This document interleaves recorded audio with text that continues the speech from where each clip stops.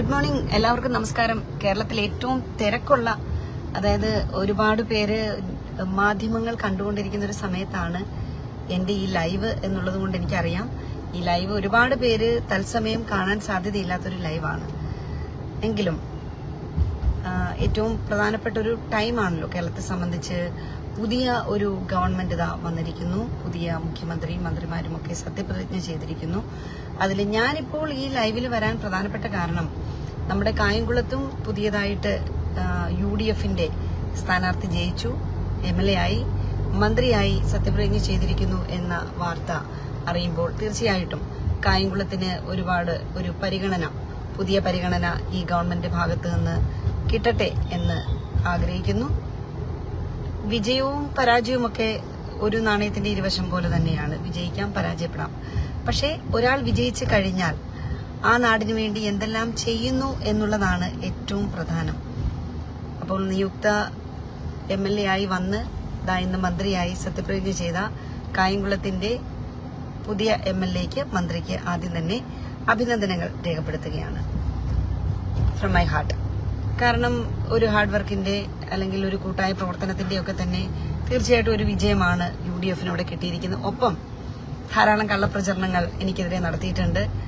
എന്നെ തന്നെ അറിയാവുന്ന പല സുഹൃത്തുക്കളും പറഞ്ഞത്, പ്രതിഭ 2 തവണ ജയിച്ചല്ലോ, ഇനി ഒരു തവണ ഒരവസരം എനിക്ക് തരണം എന്ന് തന്നെയാണ് UDFന്റെ സ്ഥാനാർത്ഥിയായിരുന്ന ഇപ്പോഴത്തെ മന്ത്രിയായിട്ടുള്ള നമ്മുടെ കായംകുളത്തിന്റെ MLA അദ്ദേഹത്തിന്റെ പ്രചരണ വേളയിൽ പറഞ്ഞത് നമ്മൾ പരസ്യമായി നമ്മൾ കേട്ട കാര്യമാണ്. അപ്പോൾ സ്വാഭാവികമായിട്ടും വലിയൊരു സഹതാപ തരംഗം.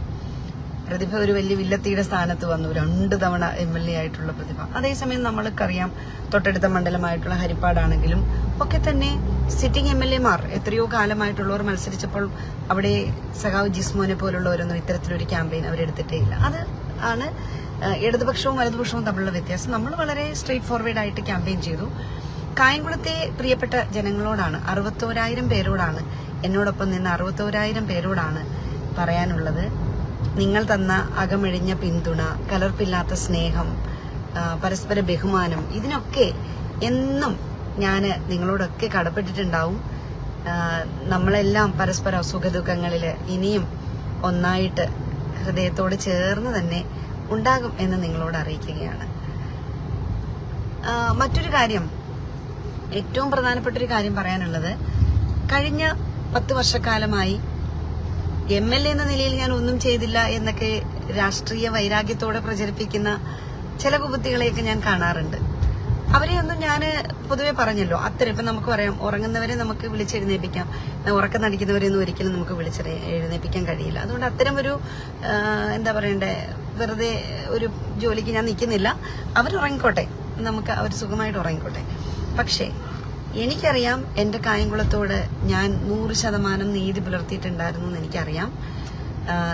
നിങ്ങൾ തന്നെ കാണാം, നമ്മുടെ പട്ടണം തൊട്ട് എടുത്ത് നോക്കിയാൽ തല ഉയർത്തി നിൽക്കുന്ന കോടതി കെട്ടിടമാണെങ്കിലും സ്കൂൾ കെട്ടിടങ്ങളാണെങ്കിലും 25ഓളം സ്കൂൾ കെട്ടിടങ്ങൾ ഒരു MLAയുടെ ഭരണപക്ഷത്തിരുന്ന MLA മാത്രമായി പ്രവർത്തിച്ച ഒരാൾക്ക് സ്വാഭാവികമായിട്ടും, ഇപ്പൊ മിനിസ്റ്റേഴ്സൊക്കെയാണ് ഇതിന്റെ ഇരട്ടി കാര്യങ്ങൾ അവർക്ക് ചെയ്യാൻ പറ്റും. പക്ഷെ MLAമാർക്ക് അവരുടെ പരിധിയിൽ നിന്നുകൊണ്ട് അവരുടെ ഒരു വർക്കിന്റെ ടെക്നിക്കൊക്കെ ഉണ്ട്. എന്ന് വെച്ചാൽ എനിക്കൊരു എക്സ്പീരിയൻസ് ഉണ്ടായിരുന്നല്ലോ. എന്റെ പാർട്ടി എന്നെ ജില്ലാ പഞ്ചായത്ത് പ്രസിഡന്റ്ഷിപ്പിൽ 5 വർഷം ഇരുന്നതിന് ശേഷമാണല്ലോ എന്നെ MLA ആയിട്ട് ഇങ്ങോട്ട് മത്സരിക്കാനായിട്ട് വിടുന്നത്, സ്ഥാനാർത്ഥിയായിട്ട് MLA ആവാൻ വേണ്ടി മത്സരിക്കാൻ വിടുന്നത്. അപ്പം സ്വാഭാവികമായിട്ടും ആ ഒരു എക്സ്പീരിയൻസ് വെച്ച് തന്നെയാണ് ഞാൻ പ്രവർത്തിച്ചത്. ഞാൻ എപ്പോഴും പറയാറുള്ളതുപോലെ പുതിയ MLAക്ക് വളരെ സന്തോഷത്തോടെ മണ്ഡലത്തിലൂടെ സഞ്ചരിക്കാം.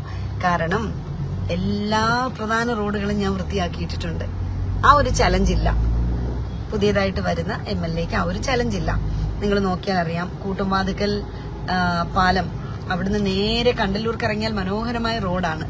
ആ റോഡിലൂടെ നമുക്ക് പുല്ലുകുളങ്ങര വരാം, ആറാട്ടുവഴിക്ക് പോകാം, ഏതെല്ലാം സഞ്ചാര മാർഗങ്ങൾ ഉപയോഗിക്കാം അതങ്ങോട്ടെല്ലാം പോകാം. മറ്റൊന്ന്, നമ്മുടെ ഷഹിദാർ പള്ളി നിങ്ങൾ കാണുന്നുണ്ടാവും. ഷഹിദാർ പള്ളി പുതിയിടം ടെക്സ്മോ റോഡ് എത്ര മനോഹരമായിട്ടാണ് ഞാൻ ചെയ്തിട്ടിരിക്കുന്നത്, നിങ്ങൾ കണ്ടു കാണും. ഒക്കെ വളരെ മോശമായിരുന്നു അതിന്റെയൊക്കെ സ്ഥിതി.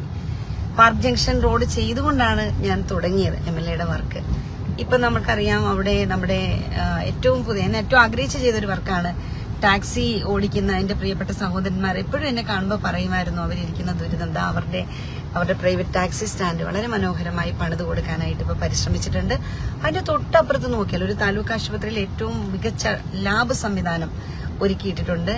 അതിന്റെ തൊട്ടടുത്ത് ബോയ്സ് ഹയർ സെക്കൻഡറി സ്കൂള് കെട്ടിടം നിങ്ങൾ കാണുന്നുണ്ടാവും. അതിന്റെ തൊട്ടടുത്ത് തന്നെ ഹാബിറ്റാറ്റ് ചെയ്യുന്നതാണ് ഊണുമുറി. അത് കുറേയധികം പ്രതിസന്ധി ഉണ്ടായിരുന്നു, അത് ഏകദേശം പരിഹരിച്ചിട്ടുണ്ട്. ഈ ജൂൺ മുതൽ കുഞ്ഞുങ്ങൾക്ക് അവിടേക്ക് ലഞ്ച് കഴിക്കാൻ വേണ്ടിയിട്ട് അവിടേക്ക് ഇരിക്കാം. ഒരു മനോഹരമായ ഒരു ഊണുമുറി അവിടെ കെട്ടിയിട്ടുണ്ട്.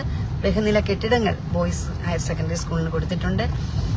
ഒരുപക്ഷെ കേരളത്തിലെ തന്നെ ആദ്യത്തെ ഹൈടെക് ലാബ് എന്നൊരു സംവിധാനം വന്നപ്പോൾ Kayamkulam government boys higher secondary സ്കൂളിനാണ് 25 ലക്ഷം രൂപ ചെലവഴിച്ച് നമ്മുടെ സംസ്ഥാന ഗവൺമെന്റിൽ നിന്ന് ലാബ് സംവിധാനം അവിടെ കൊടുത്തത്.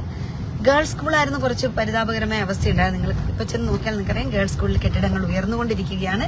അഡീഷണൽ ഒരു ഫണ്ടും കൂടി അനുവദിപ്പിച്ചിട്ടാണ് ഞാനിപ്പോൾ ഇറങ്ങിയിട്ടുള്ളത്. മറ്റു സ്കൂളുകൾ നോക്കിയാൽ പത്തിയൂരാണെങ്കിൽ പുതിയ സ്കൂൾ കെട്ടിടങ്ങൾ ധാരാളം ചെയ്തിട്ടുണ്ട്. കണ്ടല്ലൂർ ചെയ്തിട്ടുണ്ട്, ദേവികുളങ്ങരയിൽ ചെയ്തിട്ടുണ്ട്, ചെട്ടികുളങ്ങരയിൽ ചെയ്തിട്ടുണ്ട്, ഭരണിക്കാവിൽ ചെയ്തിട്ടുണ്ട്, എല്ലായിടത്തും കൃഷ്ണപുരത്ത് ചെയ്തിട്ടുണ്ട്. ഇപ്പം കൃഷ്ണപുരത്ത് പുതിയ കെട്ടിടം വരാൻ പോവുകയാണ്.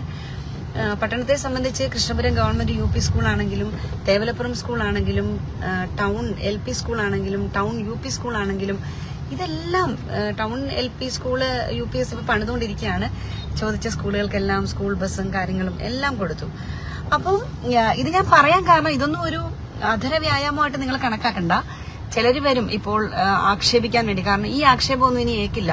കാരണം ഒരു തെരഞ്ഞെടുപ്പിന് ഒരു സ്ത്രീയെ പറയാവുന്നതിന്റെ മാക്സിമം ചിലർ മുഖമില്ലാത്തവരും മുഖമുള്ളവരുമായിട്ടുള്ളവർ എനിക്കെതിരെ പറഞ്ഞിട്ടുണ്ട്. അനാവശ്യങ്ങളുടെ എല്ലാം ഞാൻ കേട്ടിട്ടുണ്ട്. പിന്നെ അതിനൊക്കെ ഉചിതമായ സമയത്ത് അതിന്റെയൊക്കെ മറുപടിയും കാര്യങ്ങളും ഒക്കെ വരും. ഇപ്പൊ അതിനുള്ള സമയമല്ലാത്തത് കൊണ്ടാണ്. അതൊക്കെ ഉചിതമായ സമയത്ത് ഈ പൊതുമണ്ഡലത്തിൽ തന്നെ നിന്നുകൊണ്ട് അതിനൊക്കെയുള്ള മറുപടി കൊടുക്കും. കാരണം ആ അറയ്ക്കുന്ന ഭാഷയിൽ കേട്ടാൽ അറയ്ക്കുന്ന ഭാഷയിലാണ് എന്നെ പറ്റിയിട്ടുള്ള ചില കാര്യങ്ങൾ പറഞ്ഞത്. ഒരാളുടെ വ്യക്തി ജീവിതം, അവരുടെ കുടുംബ ജീവിതം ഒക്കെ ചർച്ച ചെയ്യണം. ഞാൻ കഴിഞ്ഞ ദിവസം ഓർത്തു, ഇവിടെ ഒരു വ്യക്തിഹത്യ ചെയ്യാൻ വേണ്ടി എന്തൊക്കെയാണ് ചെയ്യുന്നത്. ഞാൻ എന്റെ അമ്മയോടും സഹോദരനോടും ഒക്കെ ഇരുന്ന് സംസാരിച്ചപ്പോൾ ഞാൻ പറഞ്ഞു, തമിഴ്നാട്ടില് വിജയ് മുഖ്യമന്ത്രിയായി. അപ്രതീക്ഷിതമായ ഒരു നീക്കമായിരുന്നു വിജയുടെ. ആ വിജയെ തകർക്കാൻ വേണ്ടി ആ സമയത്ത് ഞാൻ കേട്ടൊരു വാർത്ത, വിജയ് കല്യാണം അല്ലെ ഡിവോഴ്സായി. വിജയ് എന്നാണ് മുഖ്യമന്ത്രി വിജയ് ഡിവോഴ്സായി. വിജയ് ഡിവോഴ്സായോ വിജയ് പുതിയ കല്യാണം കഴിച്ചോ എന്നുള്ളത് നമുക്ക് തമിഴ്നാടിന്റെ പ്രശ്നമായിരുന്നില്ല. എന്നാൽ അനാവശ്യമായ കാര്യങ്ങൾ പറഞ്ഞാണ് എന്നെ വേട്ടയാടിയത് ഇവിടെ. അത് പറഞ്ഞുകൊണ്ട് വീടാന്തരം കയറി എന്നെപ്പറ്റി അപവാദ പ്രചരണം നടത്തിയതും എനിക്ക് വേണ്ടപ്പെട്ടവരുടെ വീട്ടിൽ കയറി എന്നെപ്പറ്റി അപവാദ പ്രചരണം നടത്തിയതും ഒക്കെ ഞാൻ അറിഞ്ഞിട്ടുണ്ട്. ഒരു സ്ത്രീയെ പറ്റി വ്യക്തിഹത്യ നടത്താൻ ആർക്കും അവകാശമില്ല. അവരുടെ വ്യക്തി ജീവിതം അവരുടെ മാത്രമാണ്, മറ്റാരുടേതുമല്ല. അപ്പം ഞാൻ ഏറ്റവും കൂടുതൽ പിന്നെ എന്റെ മകനെ കുറിച്ച്, എന്റെ മകൻ അതെല്ലാം വരുന്ന കാലങ്ങളിൽ ഞാൻ കൃത്യമായിട്ട് നിങ്ങളോട് അതിന്റെ എല്ലാ കാര്യങ്ങളും വിശദീകരിക്കും. എന്റെ മകൻ പൊളിറ്റിക്സിൽ ഇടപെടുന്ന ആളല്ല. നാളെ രാഷ്ട്രീയത്തിൽ എന്തെങ്കിലും ആവണമെന്ന് കരുതി ജീവിക്കുന്ന ആളല്ല. അമ്മയുടെ പാത പിന്തുടർന്ന് രാഷ്ട്രീയത്തിൽ നിൽക്കണം എന്ന് ആഗ്രഹിക്കുന്ന ആളല്ല. അതൊരു സാധാരണ കുട്ടിയാണ്. അവനെ എന്തെല്ലാം പറഞ്ഞ് ആ കുഞ്ഞിനെ ഉപദ്രവിച്ചു. അതിന്റെ ശരിതെറ്റ് എന്താന്ന് പോലും അറിയാതെ ഓരോരുത്തരും പറയുകയാണ്. ചിലർ എന്നെ കാണുമ്പോൾ ചോദിക്കും, മോന് സുഖമാണോ എന്നൊക്കെ. വളരെ എന്നുവെച്ചാൽ അവര് ഈ വാർത്തകൾ കണ്ട് വേദനിച്ച് ചോദിക്കുന്നവരാണ്. അത്തരത്തിൽ ശരിയായ മാർഗത്തിലല്ല UDF കായംകുളത്ത് ജയിച്ചതെങ്കിലും ജയം തന്നെയാണ്. ആ ജയത്തെ അഭിനന്ദിക്കുന്നു. പക്ഷെ ആ ജയത്തിന്റെ കാരണമായ കാര്യങ്ങൾ ഇതായിരുന്നു എന്നുകൂടി ഞാൻ പറയുകയാണ്. ഒപ്പം ജനാധിപത്യത്തിൽ ഇത്തവണ വല്ലാത്ത രൂപത്തിൽ പണം ഇറങ്ങി ഒരു കളി കളിച്ചിട്ടുണ്ട്. ഞാൻ സിറ്റിംഗ് MLA ആയിരുന്നല്ലോ 10 വർഷം. എന്റെ കയ്യിൽ പ്രത്യേകിച്ച് പണമൊന്നുമില്ല. കാരണം ഒരു കറയും പുരളാത്തൊരു കൈയാണ് ഇത്. ഒരു കറയും പുരണ്ടിട്ടില്ല. ആ കൈകൾ ശുദ്ധം തന്നെയായിരുന്നു. അതുകൊണ്ട് തന്നെ അഴിമതിയുടെ പണം ഉണ്ടായിരുന്നില്ല. പണം തരാനും അധികം ആരും ഉണ്ടായിരുന്നില്ല. കൃത്യമായ എന്താ പറയണ്ടേ, ഇത്ര നോട്ടീസ് അടിച്ചു, ഇത്ര പോസ്റ്റ് അടിച്ചു, ഇത്ര അഭ്യർത്ഥന അടിച്ചു, ഇതെല്ലാം കൃത്യമാണ്. അതിനകത്തൊന്നും ഒരു വ്യാജ കണക്കുമില്ല. 500 ബോർഡുകൾ UDFും BJPയും വെക്കുമ്പോൾ അവിടെ 5 ബോർഡാണ് എനിക്ക് വെക്കാൻ കഴിഞ്ഞത്. എന്ന് വെച്ചാൽ സിറ്റിംഗ് MLA ആയിരുന്ന ഒരാളുടെ കയ്യിൽ പണമില്ലായിരുന്നു എന്ന് നിങ്ങൾ കരുതുമ്പോൾ അവർ സ്ട്രേറ്റ് ഫോർവേഡ് ആയിട്ട് രാഷ്ട്രീയത്തിൽ ഉണ്ടായിരുന്നു എന്ന് കാണണം.